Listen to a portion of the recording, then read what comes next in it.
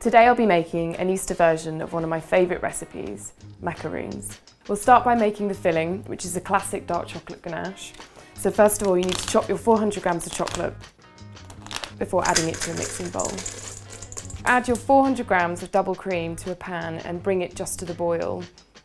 Once boiling, add to the chocolate and start whisking. Slowly add the butter and keep stirring until you get a glossy ganache. So first of all, it's a good idea to prepare your piping bag. So if you take your scissors and just cut the end off, then you can drop your nozzle through, making sure of course that you don't cut the hole too big that the nozzle drops all the way through. So pop that in, and then basically put your hand inside, twist the bag and push it into the nozzle, and this will stop your macaroon mix falling straight through. Now I have this which is specially made for the purpose, but if you don't have one you can just use a glass or a vase or even chop the top of a water bottle, and that means that then you can pop the piping bag inside, fold the sides down, and then you're ready to drop your macaroon mix in. So to start, we've got 115 grams of ground almonds and we've got 230 grams of icing sugar, and we need to make sure that these are thoroughly combined. So I find the best way to do this is to sieve them, and ideally you really want to do this twice. So to make the meringue, we need to measure about 144 grams of egg white, which is approximately 4 to 5 eggs. And I find the best way to do this is to measure it over another bowl. So if you over measure, which you probably will, you can just use a spoon later to fish out the right amount. Add your eggs to your mixing bowl along with the caster sugar, which is 72 grams. So the key to this French meringue is that you want to start off really slowly and then you stabilise the air bubbles, and then after a couple of minutes you can turn the speed up. So what you want to do next is add your dry ingredients to your meringue, and then you need to mix them in a sort of scooping fashion. So you basically need to work your way around the bowl and then press down the middle, and what you're trying to do here is deflate the eggs.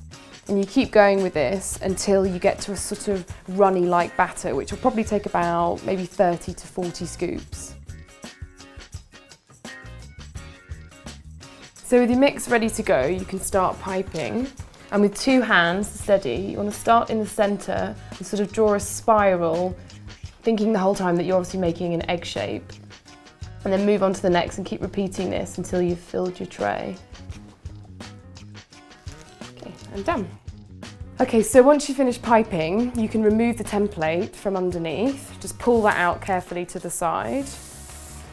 And then what you want to do is get these air bubbles out that are left. So by picking up the sheet and just dropping it on the worktop like this, you can see that all the bubbles suddenly pop out. You can do this a couple of times to make sure they've all gone.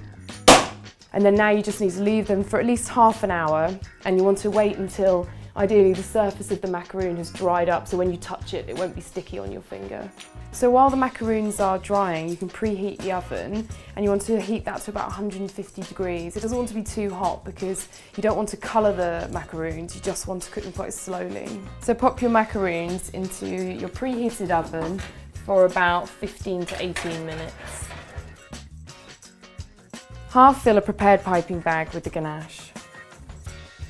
Pipe alternate macaroon shells with the ganache before sandwiching two together.